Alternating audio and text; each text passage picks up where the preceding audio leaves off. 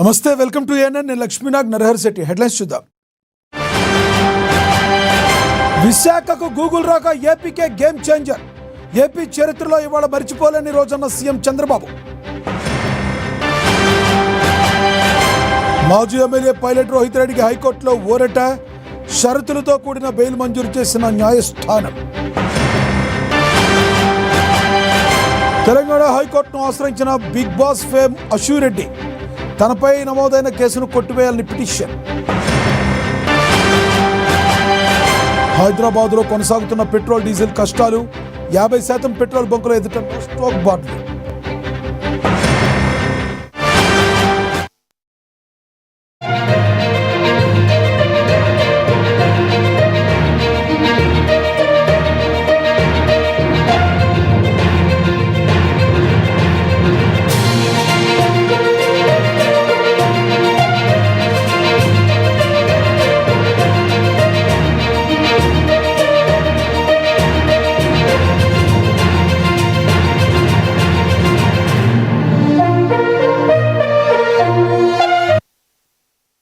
Breaking news చూస్తున్నాం. Moinabad farm house drugs కేసులో arrest అయిన బీఆర్ఎస్ మాజీ ఎమ్మెల్యే పైలట్ రోహిత్ రెడ్డికి ఊరట లభించింది.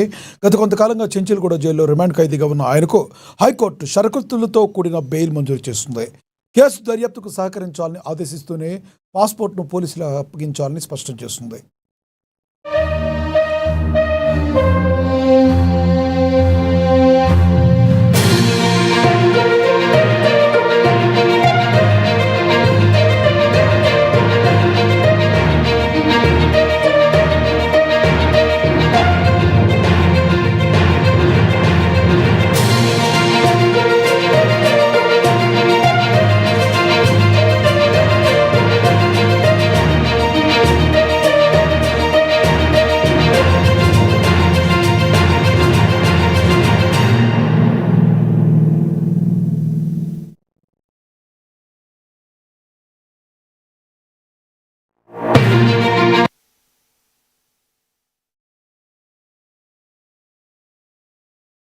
విశాఖ జిల్లా తర్లువాడలో గూగుల్ ఏఐ డేటా సెంటర్కు ముఖ్యమంత్రి చంద్రబాబు, కేంద్ర మంత్రి అశ్విని వైష్ణవ్, ఐటీ మంత్రి లోకేష్, కేంద్ర మంత్రులు రామ్మోహన్ నాయుడు, శ్రీనివాస్ వర్మ భూమి పూజ చేశారు. ఈ కార్యక్రమంలో Google cloud vice president Vikas Kohli, Adani ports and SEZ MD Karan Adani పాల్గొన్నారు. Google cloud CEO Thomas Kurian video conference ద్వారా శుభాకాంక్షలు తెలిపారు. ఈ సందర్భంగా సీఎం చంద్రబాబు విశాఖలో గూగుల్ ఏఐ డేటా సెంటర్ ఏర్పాటుతో భారత్కు ఆంధ్రప్రదేశ్ అంతర్జాతీయ డేటా గేట్వేగా నిలుస్తుందని తెలిపారు. ప్రభుత్వం తరపున వేగంగా అన్ని అనుమతులు ఇస్తామన్న చంద్రబాబు 2028 సెప్టెంబర్ 28కి డేటా సెంటర్ నిర్మాణాన్ని పూర్తి చేయాలనే లక్ష్యాన్ని ఆయన నిర్దేశించారు. విశాఖ గూగుల్ రావడంతో యువతకు పెద్ద ఎత్తున ఉద్యోగ అవకాశాలు వస్తాయి, అనుబంధ సంస్థలు ఏర్పడతాయి. దీనివల్ల వేలాది మందికి ప్రత్యక్షంగా పరోక్షంగా ఉద్యోగాలు వస్తాయి. గతంలో ఉత్తరాంధ్ర అంటే వలసలు, నిరుద్యోగం, వెనుకబాటు. కానీ ఒక్క ఓటు మీరేసి ఈరోజు పెను మార్పుకు దారితీశారు. ఉత్తరాంధ్ర నుంచి వలసలు కాదు, ఉత్తరాంధ్రకి ఇక పైన వలసలు వస్తాయని చెప్పి కూడా మీ అందరికీ తెలియజేస్తున్నా. టాలెంట్ మైగ్రేషన్ ముగిసింది, టాలెంట్ డెస్టినేషన్ మొదలైంది.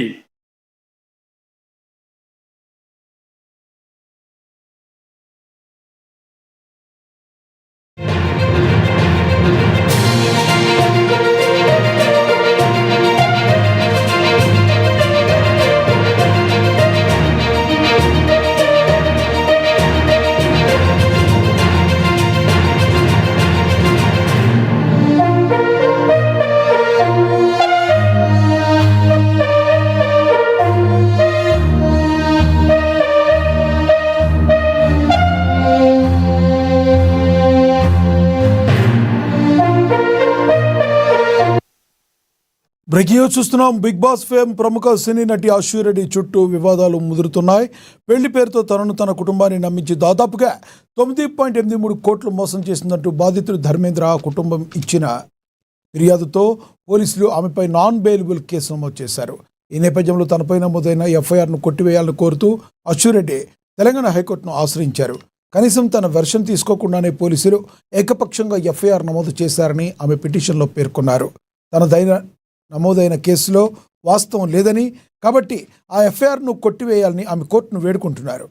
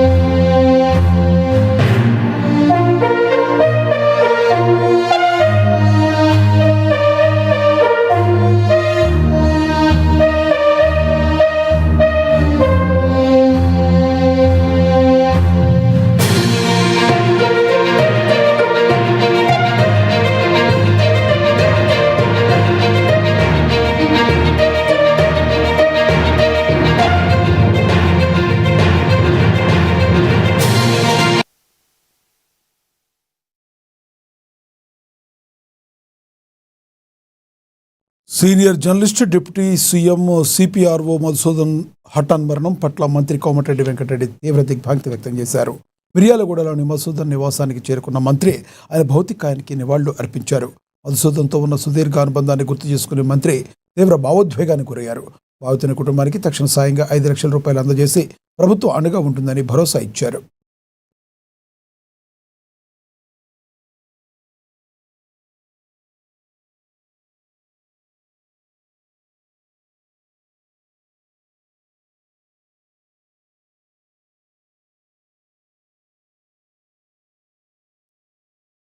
జగిత్యాల జిల్లా ధర్మపురి శ్రీ లక్ష్మీనరసింహస్వామి క్షేత్రాన్ని గత పాలకులు విస్మరించారని మంత్రి అడ్లూరి లక్ష్మణ్ కుమార్ విమర్శించారు. ఆయన అధికారులతో కలిసి ఆలయంలో ప్రత్యేక పూజలు నిర్వహించారు. మాస్టర్ ప్లాన్ అమలు పరిశీలించారు. 2027 గోదావరి పుష్కరాల నాటికి భక్తులకు ఎలాంటి ఇబ్బందులు కలగకుండా సీఎం రేవంత్ రెడ్డి ఆదేశాల మేరకు ఆలయాలను అభివృద్ధి చేస్తున్నట్లు తెలిపారు. ధర్మపురిని టెంపుల్గా సిటీగా తీర్చిదిద్దేందుకు ప్రజలంతా సహకరించాలని కోరారు.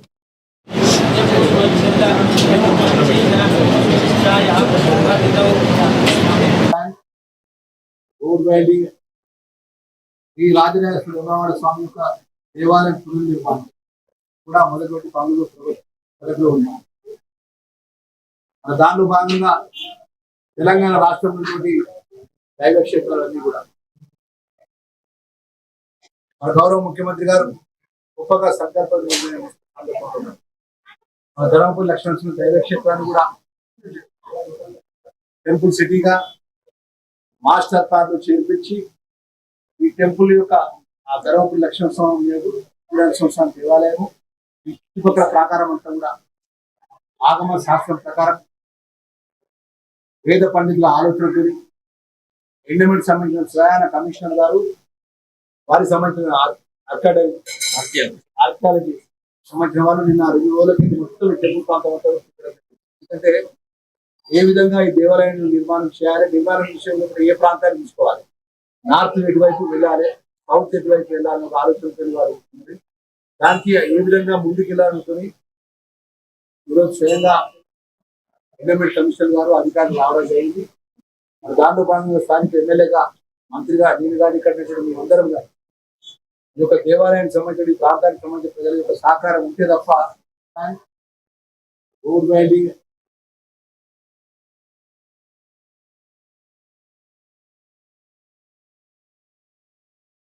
రాష్ట్రంలో రాక్షస పాలన సాగుతుందన్న కవిత వ్యాఖ్యలపై ఎమ్మెల్యే దానం నాగేందర్ ఘాటుగా స్పందించారు. హైదరాబాద్లోని ఎమ్మెల్యే క్వార్టర్స్లో లబ్ధిదారులకు చెక్కులు పంపిణీ చేసిన ఆయన ప్రస్తుతం తెలంగాణలో సాగుతుంది ప్రజాపాలన అని స్పష్టం చేశారు. కవిత తన సొంత తండ్రిని రోవుతో పోల్చడం సరికాదని, కుటుంబ గొడవల వల్లే ఆమె కొత్త పార్టీ పెట్టారని విమర్శించారు. సీఎం రేవంత్ రెడ్డి నేతృత్వంలోని పాలన దేశానికి ఆదర్శంగా నిలుస్తుందని దానం కొనియాడారు. ఇప్పుడు కొత్త పార్టీ గురించి నేనేం స్పందించాను, ఆ పార్టీ పెట్టిన వాళ్ళు చెప్పాలి, ఎందుకు పెట్టినరో వాళ్ళ బయటికి వచ్చిన వాళ్ళు చెప్పాలి. ఇది ఆల్రెడీ వాళ్ళ ఇంట్లో తల్లి ఉంది, మరి ఇంకో తల్లి ఎందుకు వచ్చిందో తెలుస్తలేదు. కాబట్టి ఇప్పుడు మేము ఏం చెప్పదలుచుకోలేదు. తెలంగాణలో ఒక మంచి పాలన జరుగుతుంది. మళ్ళీ వాళ్ళ అన్న మాటలు మాత్రం తీవ్రంగా పరిగణించాల్సి వస్తుంది. ఎందుకంటే ఒక రాక్షస పాలన అన్నారు. తెలంగాణలో ప్రజాపాలన జరుగుతుంది. ప్రజలకు చేరువుగా ఉండే ప్రభుత్వం జరుగుతుంది. ప్రజలకు అందుబాటులో ఉన్నటువంటి ప్రభుత్వం జరుగుతుంది. కాబట్టి మరి వాళ్ళు పెట్టిన ఉద్దేశం ఉంటే టార్గెట్ ఇంకోని చేయడం కరెక్ట్ కాదు. ఎందుకంటే మరి సొంత తండ్రినే రోబోలోగా మారిపోయింది అన్నారు. అంటే అంతకంటే దయనీయమైనటువంటి ఓడ ఎక్కడ ఉంటుందా? అది మనం ఆలోచించుకోవాలి. తల్లి గురించి, తండ్రి గురించి, మనకు జన్మనిచ్చిన తల్లిదండ్రులను ఎప్పుడు కూడా మనము అగౌరవపరచొద్దు. మీకు వ్యక్తిగతంగా ఎన్నైనా ఉండొచ్చు.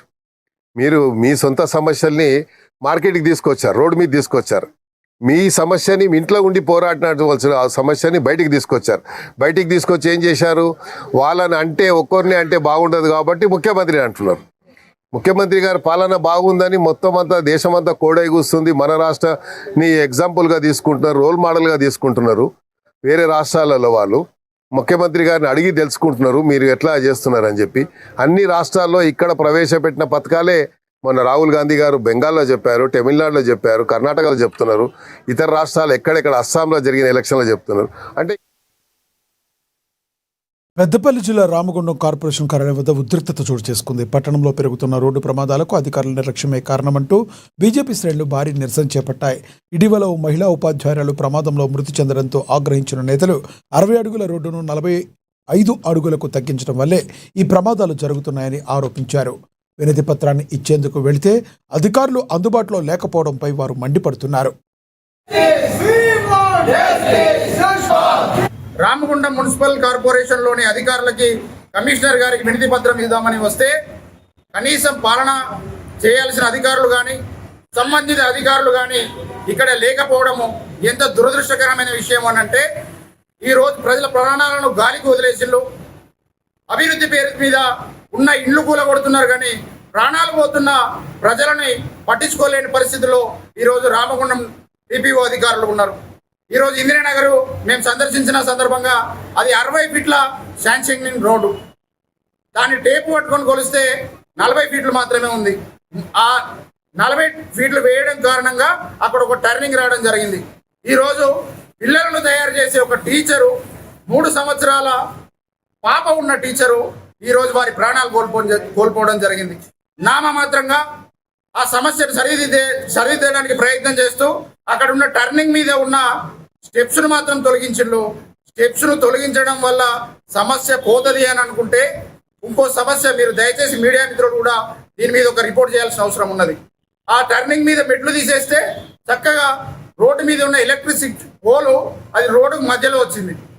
ఆ టర్నింగ్ తీసుకొని బైకు వాహనదారులు ఎవరైతే ఉన్నారో డైరెక్ట్గా దానికి నేరుగా గుద్దే అవకాశం ఉన్నది. మళ్ళీ ప్రాణాలు కోల్పోవడానికి ఆస్కారం ఉన్నది.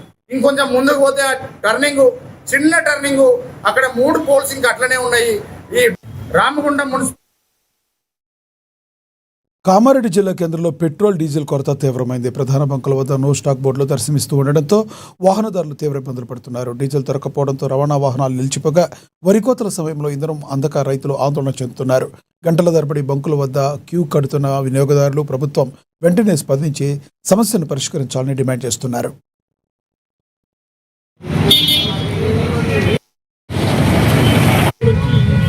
పెట్రోల్, డీజిల్ షార్టేజ్ ఉంది. వెహికల్స్ అన్నీ లైన్లో ఉంటున్నాయి. గత వారం రోజుల నుంచి ఇదే పరిస్థితి ఉంది. ఏదో 1-2 బంకుల్లోనే డీజిల్ దొరుకుతుంది. డీజిల్, పెట్రోల్ చాలా ప్రాబ్లం అవుతుంది. గవర్నమెంట్ దీనికోసం చొరవ తీసుకొని డీజిల్, పెట్రోల్ సవ్యంగా లభించాలని కోరుతున్నాం. ఎంతసేపు ఇప్పుడు ఇక్కడ వెయిట్ చేయబట్టి నిలబడి 1 అవర్ అవుతుంది. 1 అవర్ నుంచి ఇదే పరిస్థితి. 1 అవర్ నుంచి లైన్లో నిలబడ్డాము. ఇంకా ఇప్పటిదాకా మా లైన్ రాలేదు. ఇక్కడ నుంచి 1/2 కిలోమీటర్ వరకు లైన్ ఉంది. రోజు ఇదే పరిస్థితి ఉంటుంది. అంటే వేరే పెట్రోల్ పంప్కి వెళ్ళారు, అక్కడ ఏమైనా ఉందా? వేరే బంకుల్లో స్టాక్ లేదని చెప్పి అన్ని బంద్ చేసుకొని పెడుతున్నారు. ఏం డిమాండ్ చేస్తుంది గవర్నమెంట్? గవర్నమెంట్ ఇంధనము సక్రమంగా లభించే రకంగా చొరవ తీసుకోవాలని కోరుతున్నాను. మీరు ఏం పని చేస్తుంటారు? నేను ఆటో డ్రైవర్ని. దీని మీద భక్తి జీవనం భక్తి జీవనము ఆటో. హైదరాబాద్ నగరంలోని ఐఎస్ సదన్ చంపపేట ప్రాంతంలో పెట్రోల్ డీజిల్ కొరత తీవ్ర రూపం దాల్చింది. బంకుల వద్ద వాహనదారులు కిలోమీటర్ల మేర క్యూ కడుతున్నారు. గంటల తరబడి వేచి ఉన్న ఇంధనం దొరకని పరిస్థితి నెలకొనడంతో వాహనదారులు తీవ్ర ఆగ్రహం వ్యక్తం చేస్తున్నారు.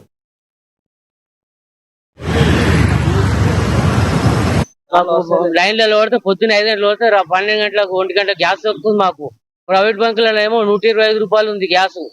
మాకు దొరకడం కష్టం అవుతుంది. 125 రూపాయలు కొడితే మాకు ఇల్లు గడవట్లేదు అనమాట మాకు. అదే ఎందువల్ల ఈ హైదరాబాద్ ప్రైవేట్ గవర్నమెంట్ బంకులలో ఇవ్వడం మేము కొట్టిస్తామన్నా. ఇంకేంటంటే పిల్లలు ఉద్దేశం లైన్లో రావాల్సి వస్తుంది. టిఫిన్ లేదు, భోజనంలో నీళ్ళు ఏమి అన్నిటికీ కష్టం అవుతుంది మాకు. ఇక్కడ లైన్లో పడి రాత్రి అనుభవాలు ఇక్కడ అనుకుంటాం లైన్లో మేము. ఏంటంటే ఇంకా 120 రూపాయలు గ్యాస్ కొట్టిస్తే కస్టమర్ కూడా మాకు డబ్బులు ఎక్స్ట్రా ఇవ్వట్లేదు. మేము బుకింగ్లు ఎంత ఉంది అంతే ఇస్తామంటున్నారు. గవర్నమెంట్ ఇంకేంటంటే మాకు 20 రూపీస్ పర్ కిలోమీటర్ అంటే అట్లా కూడా కట్టించట్లేదు. దానివల్ల మాకు ఇబ్బంది అవుతుంది. ఇంకా సార్ మాకు గవర్నమెంట్ ఏంటంటే గ్యాస్ రేట్ తగ్గియండి, ఇంకా మాకు రేట్ కార్డు పెంచండి సార్. ఎందుకంటే మాకు డబ్బులు సెట్ కావట్లేదు, ఇబ్బంది అవుతుంది. ఒక కిలోమీటర్కి 20 రూపాయలు కట్టండి మాకు. కట్టిస్తే మాకు కూడా ఇబ్బందులు తీరుతాయి సార్. ఇంకోదైనా అది రేట్ పెంచేస్తే మాకు బాగుంటుంది సార్ రేట్ కార్డు. మీరు ఖమ్మం నగరంలో కిరాతక ఘటన వెలుగు చూసింది. మామళ్ళగూడెంలోని ఓ ఇంట్లో తండ్రి కూతుళ్లు శవాలై కనిపించడం స్థానికంగా కలకలం రేగింది. 3 రోజుల క్రితమే భర్త రాము 5 ఏళ్ల కూతురు దివ్యలను భార్య రమ్య హత్య చేసి ఉంటుందని పోలీసులు అనుమానిస్తున్నారు. 3 రోజులుగా మృతదేహాలతోనే ఇంట్లో గడిపిన రమ్య ఎవరైనా అడిగితే తన భర్తకు ఆరోగ్యం బాగోలేదని అబద్ధాలు చెబుతూ బురడీ కొట్టించింది. చివరకు ఇంటి నుండి దుర్వాసన రావడంతో అసలు విషయం బయటపడింది. మరో చిన్నారి అపస్మారక స్థితిలో ఉండడంతో ఆసుపత్రికి తరలించారు. నా బిడ్డకి తోడు అమ్మో ఓ నా అమ్మ నిన్ను ఏడ బాధ పెడతారు నా బిడ్డ.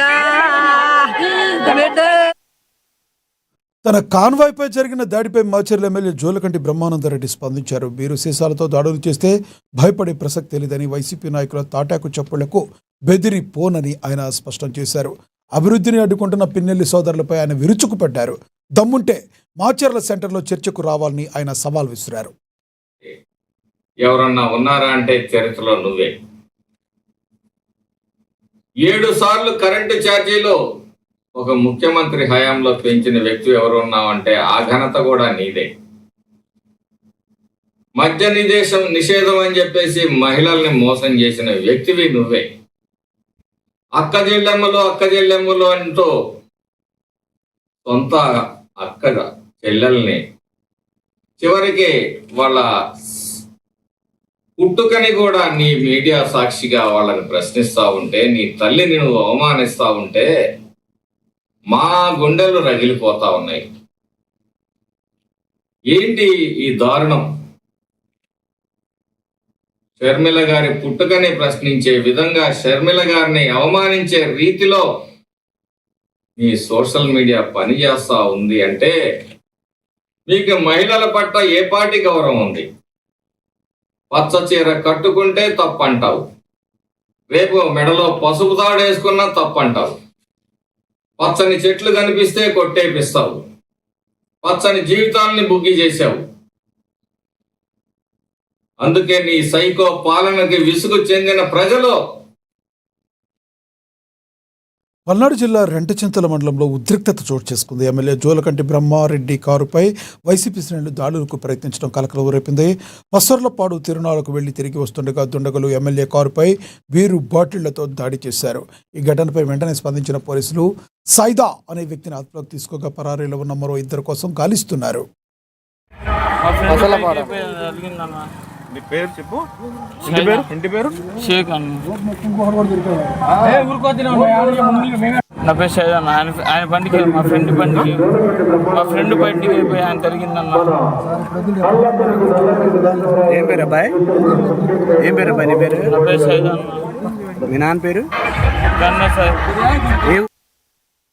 పల్నాడు జిల్లాలో పెట్రోల్ డీజిల్ కృత్రిమ కొరత సృష్టిస్తున్న వారిపై జిల్లా కలెక్టర్ కృతికా శుక్లా ఉక్కుపాదం మోపారు. నర్సరావుపేటలోని పలు పెట్రోల్ బంకులను ఆమె స్వయంగా ఆకస్మికంగా తనిఖీ చేశారు. జిల్లా వ్యాప్తంగా దాదాపుగా 80% బంకులను అధికారులు పరిశీలించగా నిబంధనలు ఉల్లంఘించి బ్లాక్ మార్కెట్కు పాల్పడుతున్న 2 బంకులపై కేసులు నమోదు చేశారు. ప్రయారిటీ వైజ్గా మనం ప్యాసింజర్స్ని, 2 వీలర్స్ని, 4 వీలర్స్ని మరియు రైతులని ప్రయారిటైజ్ చేస్తున్నాము. క్వారింగ్ సంబంధించి వెహికల్స్ని లో ప్రయారిటీలో పెట్టి ఆ బంక్స్ నుంచి కూడా వేరే బంక్స్కి డైవర్ట్ చేయడం జరుగుతుంది.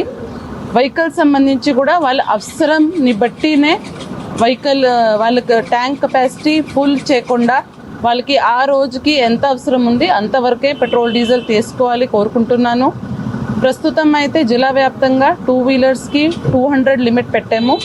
వెహికల్స్ మనకి 4 వీలర్స్ ఏమున్నాయి దానికి 1000 రూపీస్ లిమిట్ పెట్టాము. 3 వీలర్స్కి 300 రూపీస్ లిమిట్ పెట్టాము.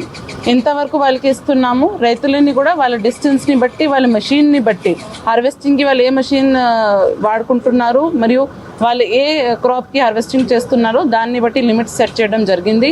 Mandal agriculture officers, village agriculture officers, VROs రైతులకు సంబంధించి కూపన్ కూడా జారీ చేస్తున్నారు.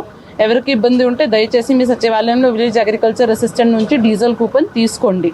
దీంతో పాటు అన్ని పెట్రోల్ నంద్యాల జిల్లా డోన్ ఎక్సైజ్ సిఐ వరలక్ష్మి వ్యవహారం ఇప్పుడు చర్చనీయాంశంగా మారింది. సీజ్ చేసిన మద్యం బాటిళ్లను అక్రమంగా తరలిస్తూ పోలీసులకు చిక్కిన వ్యక్తి ఆ మద్యం సిఐ ఇచ్చిందేనని ఒప్పుకోవడంతో ఒక్కసారిగా కలకలం రేగింది. నిందితుడి వాంగ్మూలం ఆధారంగా సిఐ వరలక్ష్మిపై పోలీసులు కేసు నమోదు చేశారు.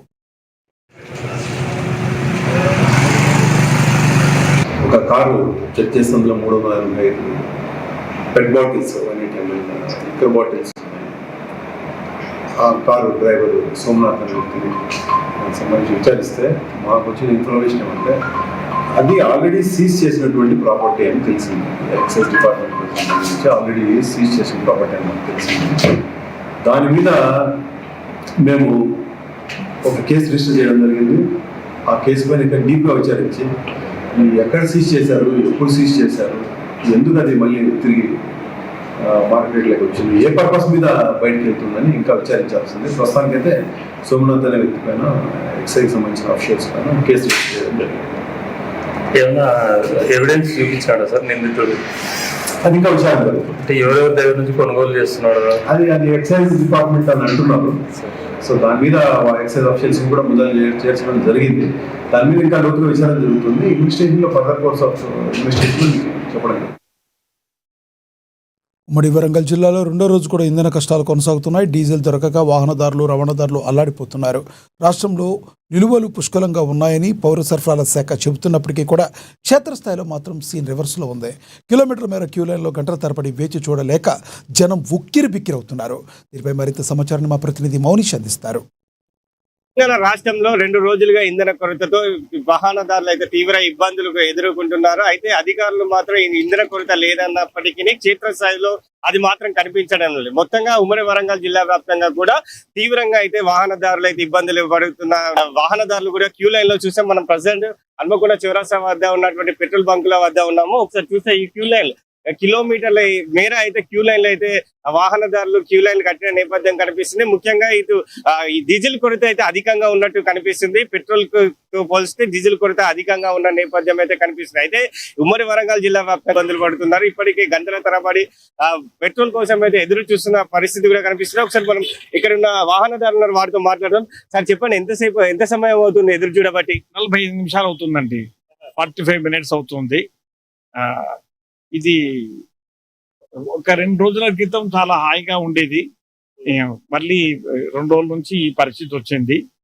ఇది ఏ ప్రభుత్వానికి కూడా మంచిది కాదు. పెట్రోల్ అనేది ఇవాళ చాలా ఎసెన్షియల్ అయిపోయింది.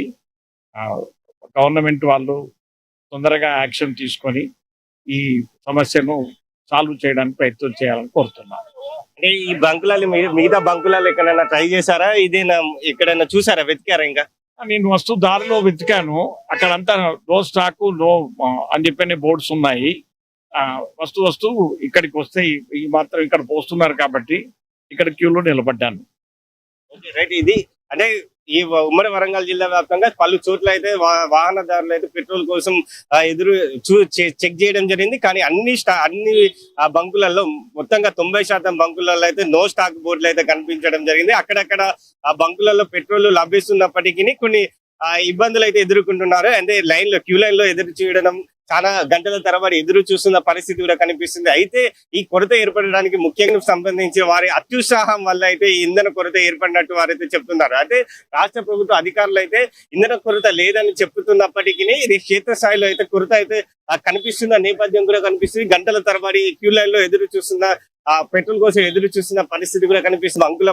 బంకుల వద్ద ఉన్న పరిస్థితి, క్యూ లైన్ లో చాలా మంది ఇటు బాటిలను పట్టుకొని అదే విధంగా డ్రమ్ములు సంబంధించి వాటిని పట్టుకొని ఎదురు చూస్తున్నాం. ముఖ్యంగా ఇది వరి కోత సమయంలో ఈ పెట్రోల్ దొరకకైతే ఇబ్బందులు పడుతున్న నేపథ్యం కనిపిస్తుంది. ఎక్కువగా ఈ వరి కోత మిషన్లకు అదే విధంగా ట్రాక్టర్లకు అయితే ఎక్కువ ఇంధనం డీజిల్ అవసరం ఉన్న నేపథ్యంలో దీంతో కొరత ఏర్పడడంతో వ్యవసాయదారులు కూడా ఇబ్బందులు పడుతున్నారు. ఒకసారి వాహనదారులు ఏ విధంగా ఇబ్బందులు పడుతున్నారో ఒకసారి మాట్లాడే ప్రయత్నం చేద్దాం. చాలా మంది ఇప్పటికే ఇక్కడ వాహనదారులు ఇబ్బందులు గురవుతున్నారు. అన్ని బంకులలో నో స్టాక్ బోర్డులు పెట్టిన నేపథ్యంలో ఇంధనం దొరకక ఇప్పటికీ చాలా ఉమ్మడి వరంగల్ జిల్లా వ్యాప్తంగా పలు చోట్ల అయితే నో స్టాక్ బోర్డులు దర్శనమిస్తున్నాయి. చాలా మంది వాహనదారులు కూడా ఇబ్బందులు పడుతున్నారు. ఒకసారి అన్న ఎక్కడి నుంచి వస్తున్నారు అన్న? ఇది ఎంత సమయం అవుతుంది? లోకల్ ఒక 20 నిమిషాల దాకా పడుతుంది. ఇతర బంకులలో ఏ విధంగా ఉంది పరిస్థితి? బంకులల్లో చాలా లైన్లు ఉన్నాయి, నో స్టాక్ బోర్డులు చాలా వరకు ఉన్నాయి. ఎందుకంటారు ఏంటి ఇది ప్రభావం? లేదు మనకు ఇక రైట్, ఇది ఎండలల్లా గంటల తరబడి ఎదురు చూస్తున్నప్పటికీ ఇంధన కొరత అయితే పూర్తిగా కనిపిస్తుంది. ఇప్పటికీ ఒకసారి మనం చూసే క్యూ లైన్ లో ఏ విధంగా ఎదురు చూస్తున్నారో తెలుస్తుంది. కొన్ని వేల మంది అయితే ఇప్పటికీ ఒక కిలోమీటర్ల మేర అయితే వాహనాల రద్దీ అయితే ఎదురు చూస్తుంది. పెట్రోల్ కోసం అయితే వెయిట్ చేస్తున్న పరిస్థితి కూడా కనిపిస్తుంది. అయితే ఇక్కడ బంకులలో కొన్ని చోట్ల 90% బంకులన్నీ ఇప్పటికే నో స్టాక్ బోర్డుకు పెట్టుకున్నప్పటికీ కొన్ని చోట్లలో ఇప్పటికీ కొరత ఏర్పడినప్పటికీ కొన్ని 1-2 బంకులలో మాత్రం ఈ పెట్రోల్ అయితే లభిస్తుండటంతో ఇక్కడ క్యూ లైన్ లో కట్టుకున్న నేపథ్యం కల్పిస్తుంది. అయితే రాష్ట్ర ప్రభుత్వం ఇంధన కొరత లేదని చెప్పినప్పటికీ క్షేత్రస్థాయిలో అయితే ఇదైతే కనిపించడం లేదు.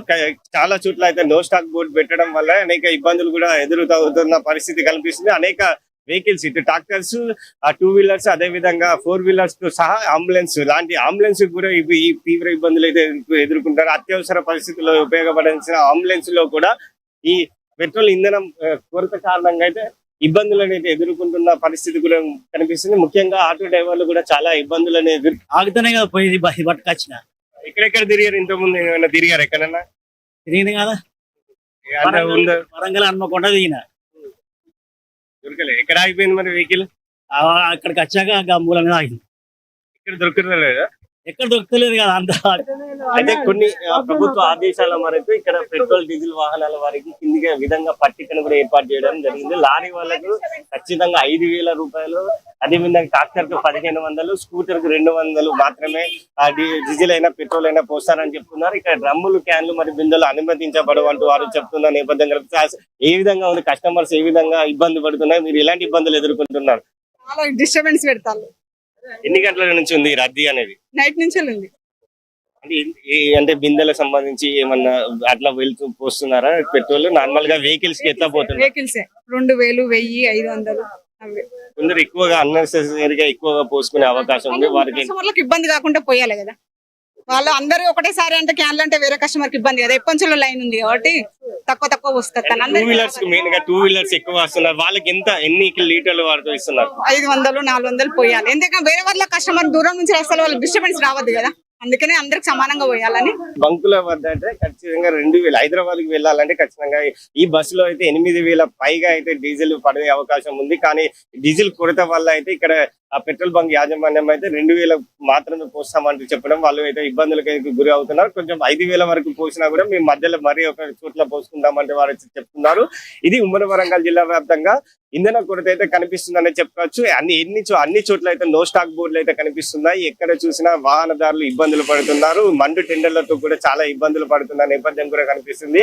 అయితే ఉమ్మడి వరంగల్ జిల్లా వ్యాప్తంగా ఈ ఇంధన కొరత సృష్టించబడిందంటూ వారైతే డీలర్లు చెప్తున్నారు. ఇంధన కంపెనీలు వాళ్ళు చేస్తున్న అత్యుత్సాహం వల్లనే ఇంధన కొరత ఏర్పడిందని చెప్తున్నారు. అయితే పశ్చిమ బెంగాల్లో ఉన్న పోలింగ్ నమోదైన తర్వాత ఈ పెట్రోల్ డీజిల్ రేట్లు పెరుగుతాయన్న ఒక ప్రచారం జరగడంతో వారైతే ఈ పెట్రోల్ ఇంధనం పెరిగిన తర్వాత ఈ అధిక లాభాలు గడించొచ్చనే ఉద్దేశంతో ఈ సృష్టించారు, ఈ కొరత సృష్టించారంటూ వారు ట్యాంకర్లను కూడా పంపించడం లేదు. మేము డబ్బులు చెల్లించినప్పటికీ 4 రోజుల తర్వాత కూడా ఇది పంపించకపోవడంతో ఇలాంటి ఇబ్బందులు పడుతున్నామంటే అయితే వారు చెప్తున్న నేపథ్యం కూడా కనిపిస్తుంది. ఇక్కడ ఉమ్మడి వరంగల్ జిల్లా వ్యాప్తంగా ఇక్కడ చూసిన నో స్టాక్ బోర్డులతో ప్రయాణదారులు అయితే తీవ్రంగా ఇబ్బందులు పడుతున్న నేపథ్యం కూడా కనిపిస్తుంది.